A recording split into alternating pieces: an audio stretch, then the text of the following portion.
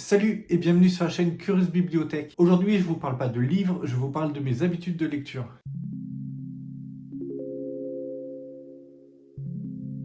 Comme beaucoup de lecteurs, j'ai des habitudes. Elles sont bonnes, elles sont moins bonnes. Certaines mériteraient même que je travaille un peu dessus. Toujours est-il que ce sont mes habitudes. J'ai fait une petite liste de celles-ci et je vais vous en parler de suite. Je vais commencer par les bonnes habitudes. Je trouve que c'est toujours mieux.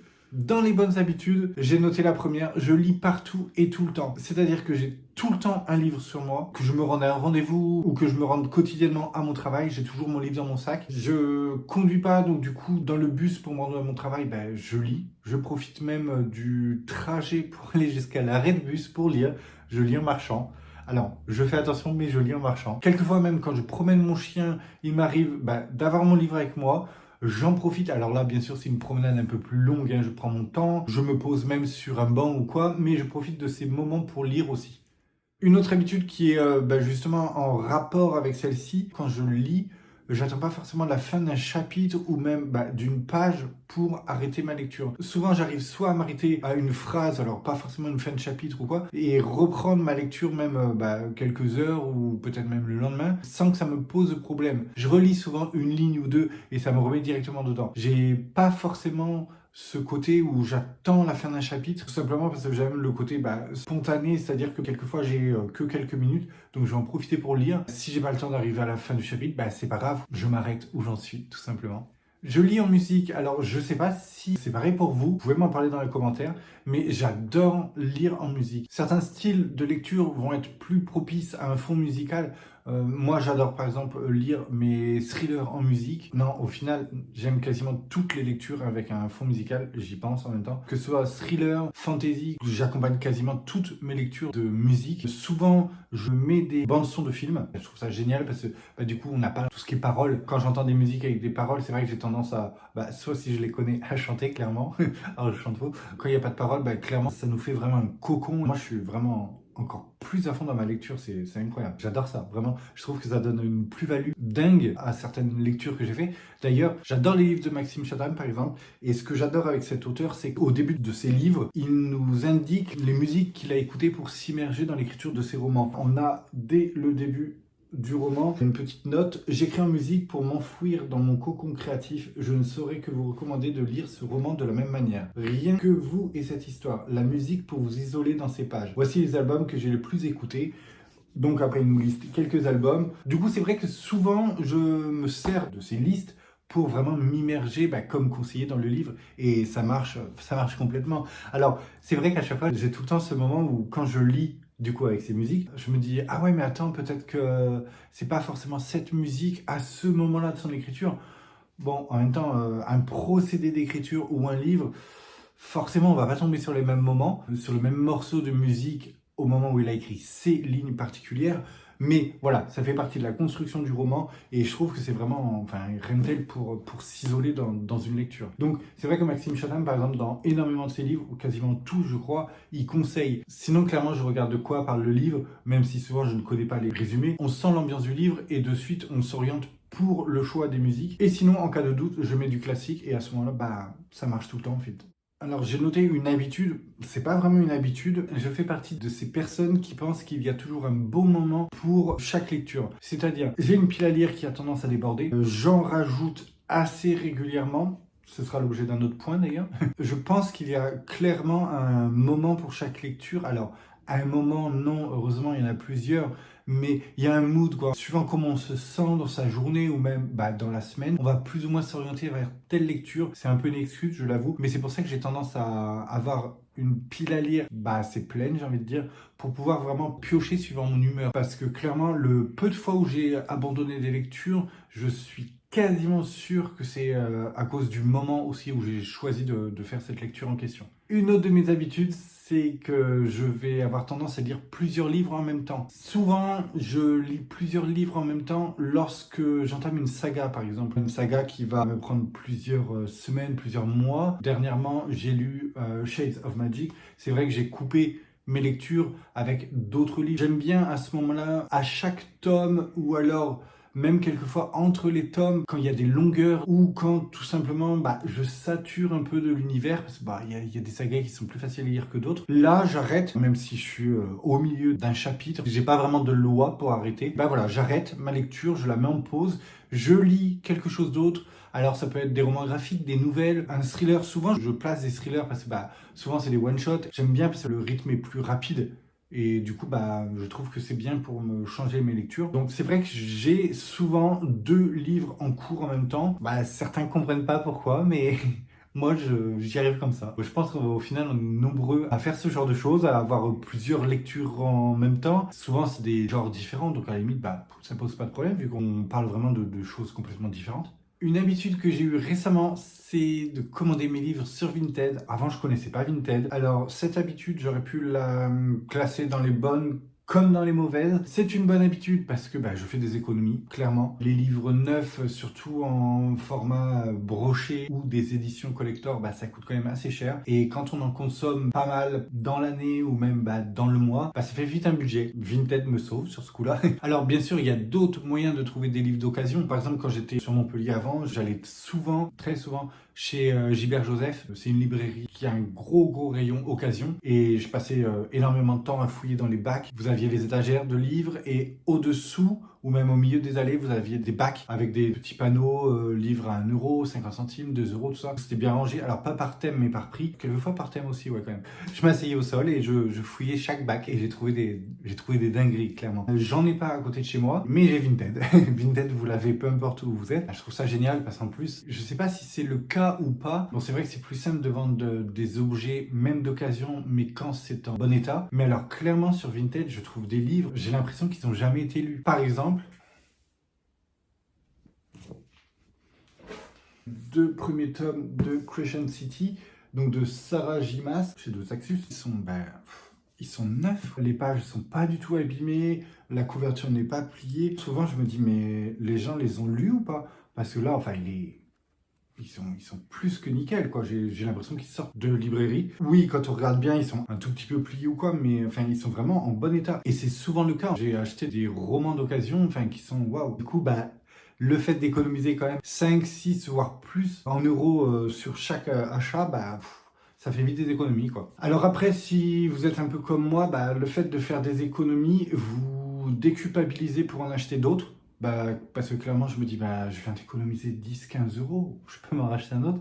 Donc c'est vrai que ça a tendance à prendre des proportions un peu énormes. Les allers-retours aussi, hein, au point relais, clairement c'est ce qui me calme un peu, quoi. Quand j'achète mes romans sur Vinted, vous voyez de suite l'état. Franchement, j'ai jamais été déçu. Dernièrement, j'ai reçu un colis. Les livres sont en bon état, c'est clair. Mais le colis avait un peu morflé. Et du coup, comme dedans, il y en avait 4, même si le colis était quand même assez bien emballé, avec du papier journal, tout ça, voilà, je voyais qu'ils avaient pris un peu des coups. Bon, rien de grave, ils sont pas abîmés ni rien. Ce que j'adore quand je commande sur Vinted, c'est que souvent, en plus, les colis sont bien préparés, les gens, ils font vraiment attention. Vous avez souvent un petit mot avec, ou un petit mot de remerciement, ou même un marque-page. La dernière fois, j'ai même eu 2-3 friandises. Je trouve ça vraiment trop mignon parce que j'imagine la personne qui fait son petit colis et tout. Ouais, clairement, je trouve ça trop cool.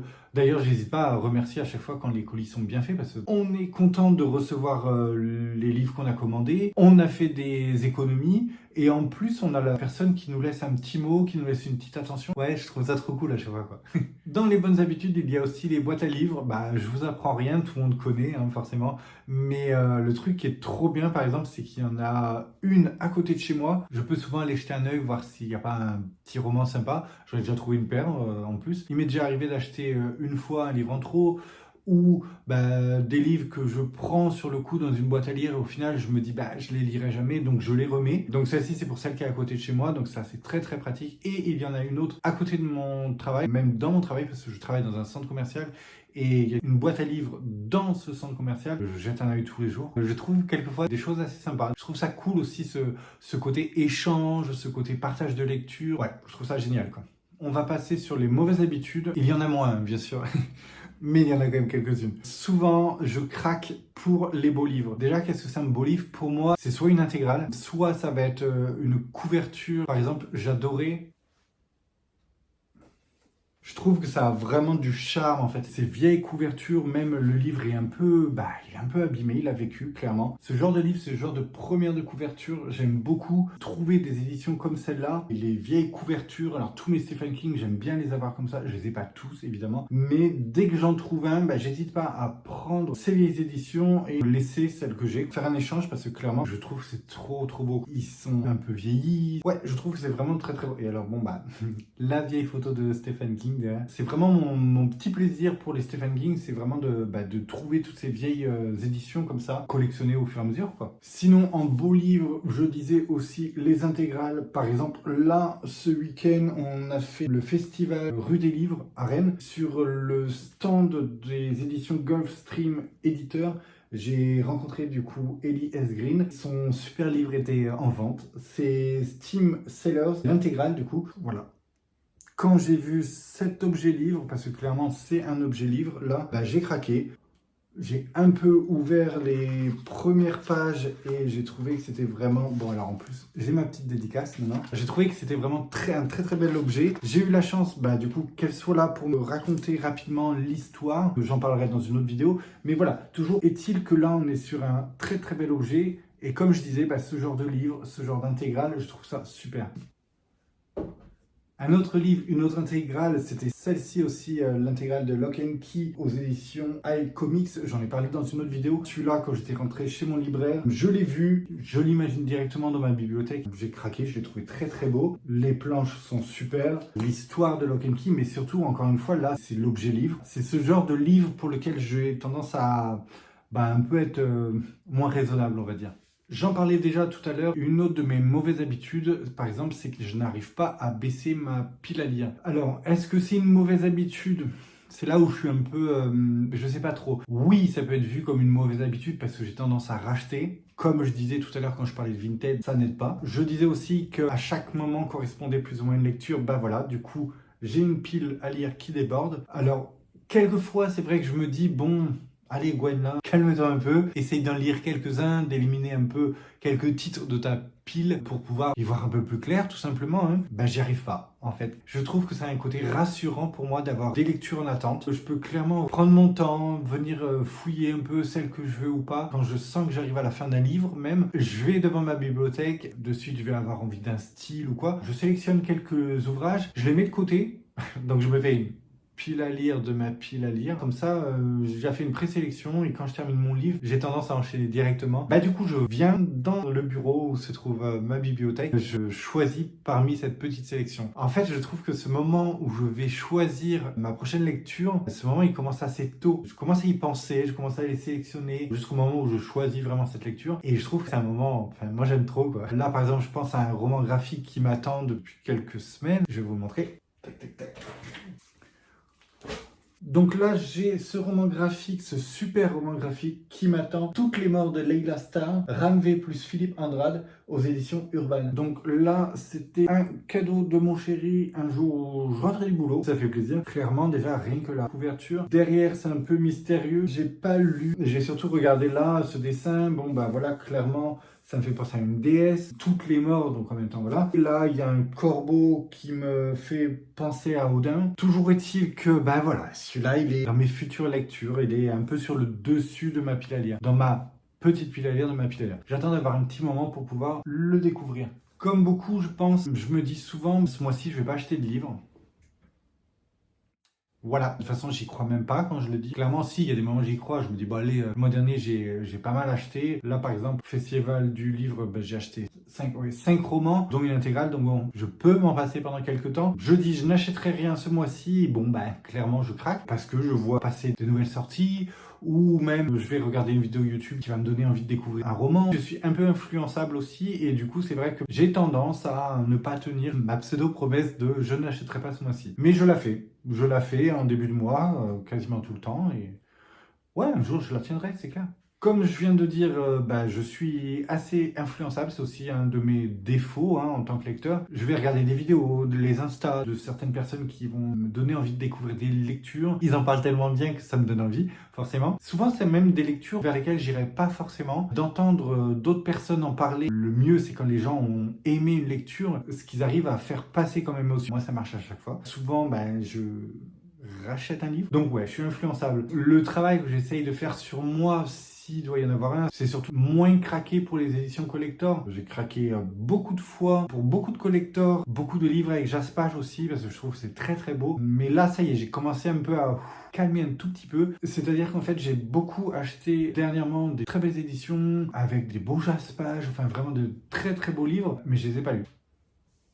Je pense principalement à 6 livres. Il y a par exemple La maison au milieu de la mer céruléenne de T.J. Klune aux éditions de Saxus, If We Were Villains de M.L. Rio aux éditions Phibbs, God Killer d'Anna Keller aux éditions de Saxus, Au plus profond de la forêt d'Holly Black aux éditions Rajo, Force Wing de Rebecca Yarros aux éditions Hugo Roman, et enfin Les Sœurs Wickwood de Ludivine Irola aux éditions Bayard. Sur ces 6 livres, j'ai lu que If You Were Villains. Ce livre m'avait intrigué par rapport à son histoire, le fait que ça se passe dans le milieu du théâtre. Le livre-objet en lui-même est super, le jaspage, le format en cartonné, la belle première de couverture assez sombre comme ça. Honnêtement, j'ai été déçu et c'est là que j'ai commencé à me remettre un peu en question par rapport aux beaux objets livres. Ce sera l'objet d'une autre vidéo, je pense, mais voilà, juste pour ce livre-là, en fait, j'étais vraiment déçu entre l'hype qu'il y avait, l'objet livre en lui-même et pour moi, c'est vraiment que mon avis, l'histoire. J'ai trouvé que c'était un peu survendu, vraiment, mais c'est mon avis. Hein. De toute façon, tôt ou tard, je lirai les autres, je vous en parlerai, tout simplement. Et donc là, ça rejoint en fait le dernier point que j'avais noté. J'achète souvent des livres parce que la couverture me plaît. Il y a cette partie-là avec les livres, en l'occurrence là, les très belles éditions avec des beaux jaspages, tout ça. Mais il est vrai aussi que sans ça, je me fie tout le temps aux couvertures. Je lis jamais les résumés ou très très rarement et alors souvent pas en entier. J'aime vraiment pas découvrir l'histoire du livre à travers le résumé. Je préfère ouvrir le livre, plonger directement dedans et voir où ça m'emmène. On est déçu ou pas, enfin c'est très rare que je sois déçu. Du coup c'est vrai que j'achète les livres par rapport aux couvertures. Comme je disais tout à l'heure, les vieux Stephen King, voilà, ce sont des couvertures qui me parlent. Il y a vraiment un charme. Les beaux livres en l'occurrence, ceux, j'ai envie de dire, de maintenant, hein, parce qu'on voit vraiment que c'est un courant. Ils font beaucoup d'efforts sur la présentation du livre, sur tout ce qui est jaspage, tout ce qui est un peu extérieur à l'histoire. Alors, ça fait partie du livre. C'est une plus-value. Quelquefois, je me dis, la plus-value apportée, il ne faut pas qu'elle soit plus importante que l'histoire en elle-même. Alors bon, c'est une question de goût, hein, on aime ou on n'aime pas, mais c'est vrai que j'ai l'impression qu'on pourrait un peu mettre beaucoup, comment dire, d'artifice, j'ai envie de dire, autour d'une histoire. Mais moi, ce qui me parle vraiment clairement, c'est l'histoire en elle-même, quoi. C'est pour ça, je dois me faire un avis sur ces livres, en l'occurrence. Pour en revenir au fait que j'achète toujours les livres par rapport à la première de couverture, je me promène dans les rayons des librairies, ou même quand je suis sur Vinted, c'est ce que je vois en premier. Donc soit ça me parle ou ça me parle pas. Et alors, à ce moment-là, je vais regarder. Souvent, il y a sur les photos, par exemple sur Vinted, on voit l'arrière du livre. Donc même si je lis pas, j'ai encore un peu plus d'infos. On voit aussi l'épaisseur du livre, donc ça me parle. Le nom de l'auteur, ça me donne une idée aussi de quel genre de lecture ça va être. Quand vous avez un thriller, quand les illustrateurs ou quand la maison d'édition, enfin je sais pas au final qui gère quoi exactement, mais on cherche une couverture qui va aller avec l'histoire en fait, sans trop en dire, mais quand même un peu. Pour la fantasy, c'est pareil. La première de couverture, je trouve pour moi, c'est vraiment ce qu'il y a de plus vendeur, parce que il y a rien de pire qu'un résumé qui va vous spoiler le livre. Quelquefois, j'ai l'impression, pour le peu de fois où j'ai lu des résumés, pour certains, c'est un peu comme des films et les bandes annonces, c'est-à-dire que vous avez tout dans le résumé, et là, je trouve ça complètement dommage, quoi. Voilà, j'ai fait le tour de mes habitudes, qu'elles soient bonnes ou mauvaises. Au final, il n'y a pas vraiment de mauvaises habitudes, c'est juste que je fasse attention à doser, pas trop d'achats, un peu plus de lecture. Voilà, bon, je suis curieux de savoir si vous avez les mêmes habitudes que moi, ou peut-être en avez-vous d'autres. Alors, l'espace commentaire n'est pas fait pour me donner d'autres mauvaises habitudes.